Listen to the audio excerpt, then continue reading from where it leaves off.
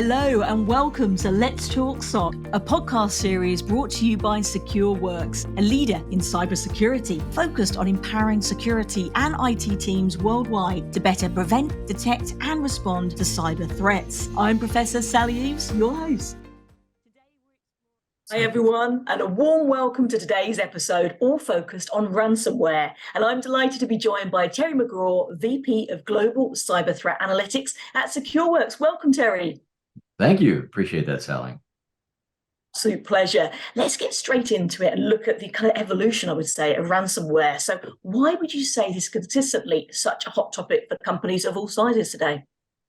Well, I think it because it remains an existential threat to business. I mean, something like 60% of small businesses go out of business within 6 months after being hit with a ransomware attack. And even large corporations, and let's assume that you even thwart the ransomware before it becomes disruptive and it encrypts your environment. You still have to deal with the breach of your environment and potential data theft, and so it can become hugely expensive.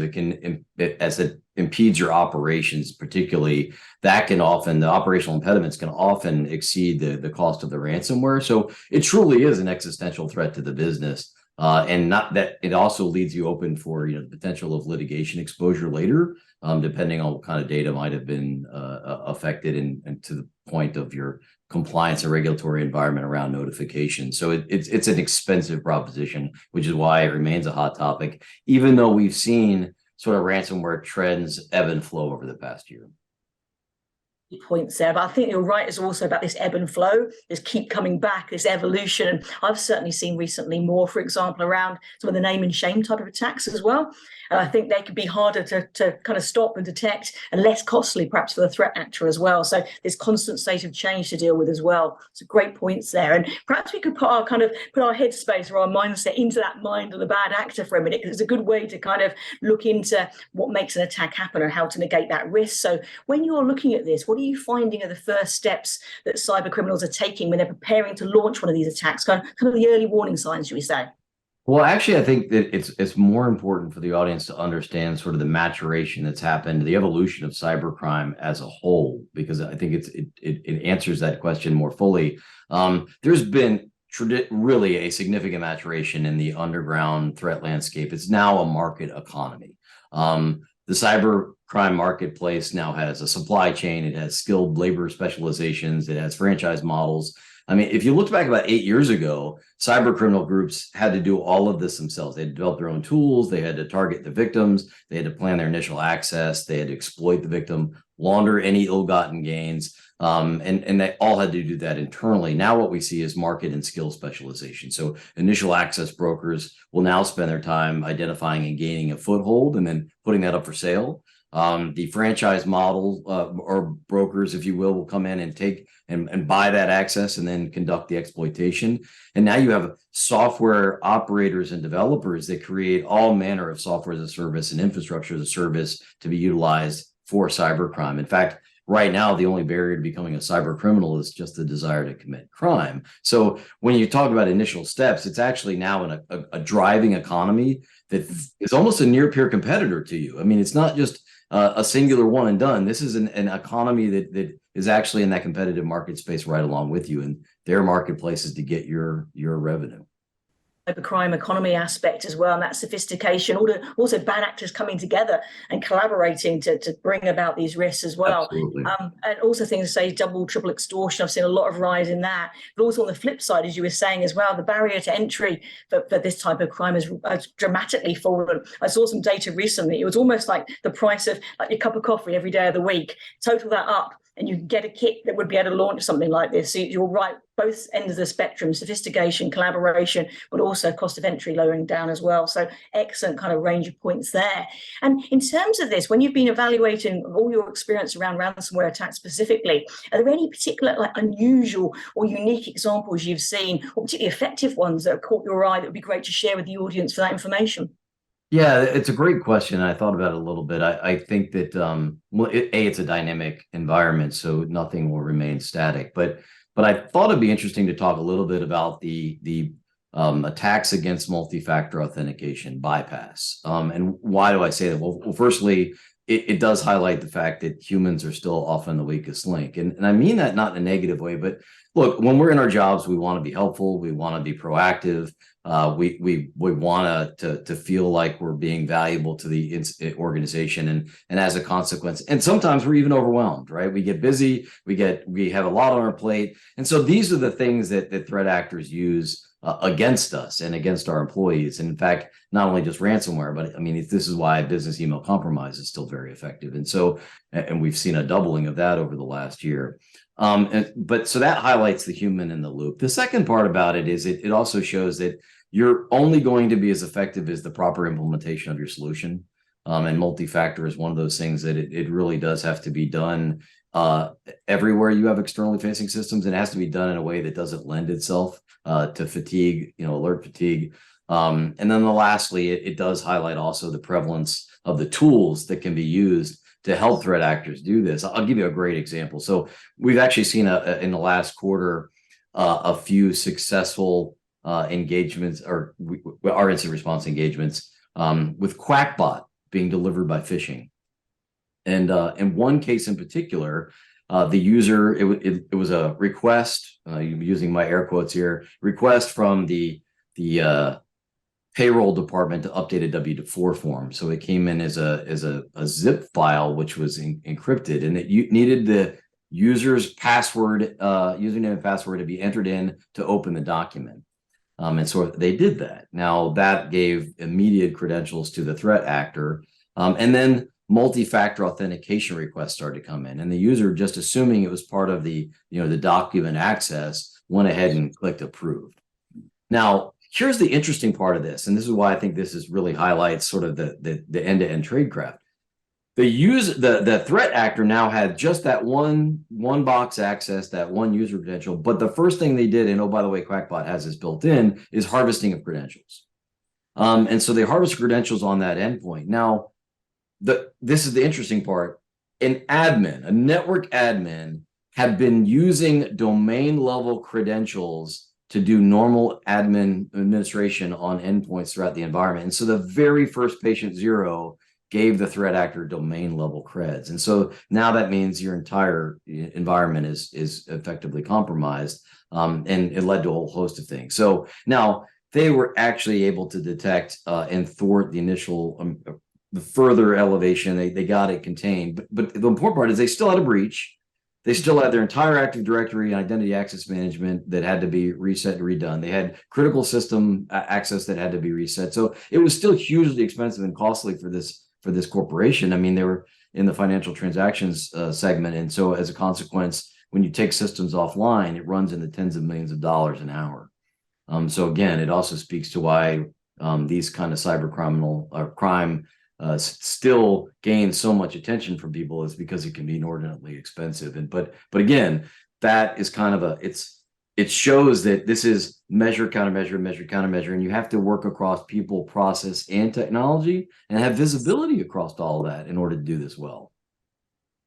Absolutely, it really is very holistic. That visibility point comes a lot up frequently in these kind of conversations as a potential gap areas. I totally agree with that. And an interesting one I've seen recently as well is kind of, again, bad actor collaboration, but this was around malware with Emotet, for example. Mm-hmm. But equally, that lead, with the payloads, etc., down the line can then lead on to full-blown ransomware attacks as well. So even things that you think have gone can be reimagined and reworked and can come back. So again, this kind of dynamism of the space is absolutely huge.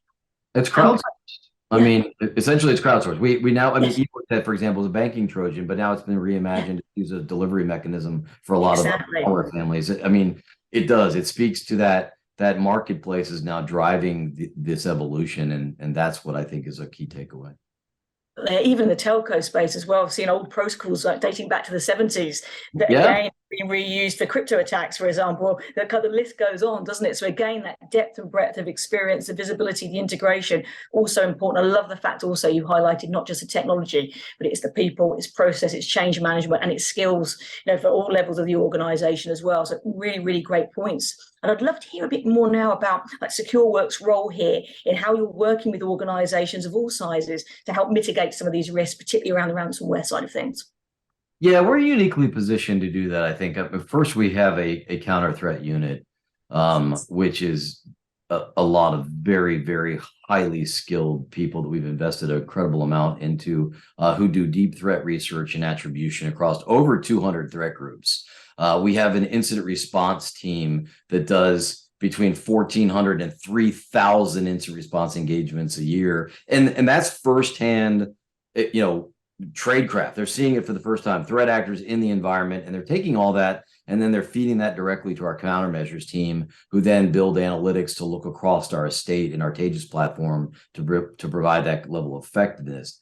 We're processing 3 trillion events a week in our Taegis platform. And so that telemetry comes from cloud, perimeter, endpoint, AV. It's like every manner of telemetry and sensing architecture gets fed into that Taegis platform, and we run analytics across that entire data set. What's really cool about that is when we see and we have a new detection, that can be immediately applied to all our customers. So what you see in one area of our customer base now, can be effectively used to protect all of our customer base. But that provides defense in depth across the kill chain, because we have visibility across all the security controls. So it's not just waiting to something manifest as an endpoint.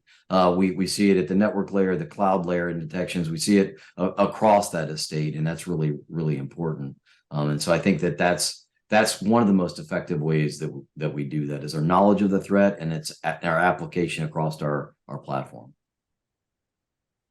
About that knowledge sharing aspect as well, that you were saying that about, once that's identified, that sharing right across your customers as well. So again, the ecosystem around protection here is just growing all the time. I've looked at quite a lot of your research in this area as well. It's super, super impressive. So that's absolutely key. Again, with the bad actors coming together, we need to do more as a community the other way, don't we? And that's been a massive thing, like RSA, for example.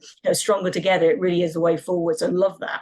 And I always like to leave things kind of like with some tangible takeaways, for the audience as well. So if you were going to revise, reflecting on some of the things we've talked about today and just more broader experience as well, there are kind of a top 2 or 3 things you would like to share about advice for organizations to better protect themselves from ransomware, whether that's early warning signs or some of the techniques you've talked about as well. Perhaps a great way to end it with some tangible takeaways around protection you can take quite quickly. Yeah, actually, so you limit to 2 or 3, but there's really kind of top 10, if you will. But I'll cover the 3 because you asked me to. But first, I'll just say it summarizes into, you still have to be brilliant at the basics, because that's really what this boils down to. I've been talking about these kind of things for the last 10 years, and sadly, the same types of things are still prevalent in our data sets, right? I mean, initial access vectors haven't changed incredibly much in that 10-year period of time. For example, you still have to patch. Why? Because unpatched servers scale better for the adversary. They can build scanners. They can scan the entire IP address scheme of the internet and look for vulnerability. They got tools like Shodan. It scales better for the adversary. So exploiting systems that are unpatched is the #1 access vector. Usually, it's between 1 and 2. And so you need a vulnerability management system. And when I say patching, look, if you've got a large, complex environment, knowing what to patch, what its prioritization of patch is, what its potential for criticality, and how hard is it to really exploit? Like, so for example, with Log4j, it will like handing someone scissors to cut your yard. You can do it. It's just really hard, right? So it didn't manifest itself in the wild as much as the press would garner. And so we did see it, but it wasn't a game-changing amount. And so I say that because prioritization, understanding that vulnerability management system, using a solution like our own VDR will help you along with that. But there's lots of solutions that do that, but you have to do it programmatically, and you have to be aggressive as you can. The second thing I would say is you absolutely must get a handle on your identity access management. And that includes privilege access management, your service accounts. That's moving towards that zero trust model. But there's a lot of things you can do way before you ever get to zero trust. I mean, understanding your Active Directory, your ACLs, how well that's tiered and modeled, how well that's defended. You want to avoid like the situation I illustrated, where a network admin is using the same types of creds throughout your environment, or you have overly broad service accounts, right? We set these things up. We don't always contain and limit them to just the bare minimum. We don't lock down our file management systems within our servers correctly. There's a whole host of things that you can do around identity access management that truly is a key to success. If someone wants in, they'll get in. How do you detect them and limit the damage? So identity access management is key. It's really the new perimeter. And then how do you detect? Look, you need two things. One, a credible, robust EDR, whether that's our Taegis agent or one of the ones we support. So our Taegis platform does support multiples. CrowdStrike, if you will, SentinelOne, Defender, those are really the top three beyond ours. And we support them in our platform, but you really need, it goes way beyond AV. You really need a robust EDR for that endpoint threat detection, but you also need the ability to sort of correlate that with your other controls, cloud and perimeter, for example. So that's the top two, followed quickly by, I think, MFA. Multi-factor authentication. I did highlight how that is not a panacea, but by the same token, if you don't have it put everywhere you have externally facing systems, you really have it nowhere. So it's not only implementing it, but it's implementing it correctly and in a way that doesn't lend itself towards fatigue. So users can't inadvertently authorize it. And there's lots of ways to do that. And there's lots of technologies available to help you do that rapidly. And then I said I was going to follow up with a few other things. I just think it's important to note. We're in 2023. Business email compromise is still a thing. Business email compromise is happening in a couple ways. Exploitation of your servers and exploitation of your users. And then on the user front, if you don't have a sandbox solution in 2023, folks, you're exercising malfeasance. Like, look, even if it's only 80% effective, that's 80% of things you're not having to deal with in your environment. And so to not have a credible solution, like, because we have, whether that be a Mimecast or Proofpoint, they're partners of ours, but there's other solutions. But putting that in, making sure it's configured correctly, those are key. I want to touch on backups because we often talk about backups. This is the last point I'll make. I know I've been a little verbose. Backups are only good for if one, they're out of band, meaning if a threat actor compromises your identity access management and you use the same creds to your backup systems you do the rest of your environment, they have that. So it has to be out of band. It has to be managed out of band. Number two, ensure that your backups are viable by actually exercising your backup. Schedule a change management window and bring critical systems back from backup. This actually happened. We had an incident response engagement where the on-premise solutions were affected by ransomware. The cloud environment was not, but the on-premise took 5 weeks to completely remediate, clean, and rebuild. When they went to bring the solutions back together, because they were prem systems talk to the cloud systems, what they had was a 5-week temporal misalignment. So you had timestamps that were 5 weeks apart in the data. The backup system could not marry that big a gap between the timestamps. And so the backups were essentially worthless at that point. So that's not something you want to realize when you at that critical juncture. And the only way you'll be able to come to those conclusions is to actually try to exercise it. So again, backups are great. They're not a panacea. They are very, very helpful. They'll keep you out of ransomware negotiations to a point. They're also not going to solve your data exfiltration problem. So if data is stolen, backups are great to bring you back up quickly, but they're not going to solve the problem for loss of data. So you still need to have great data awareness, criticality awareness, and telemetry across your estate. But those are the things I'll leave you with.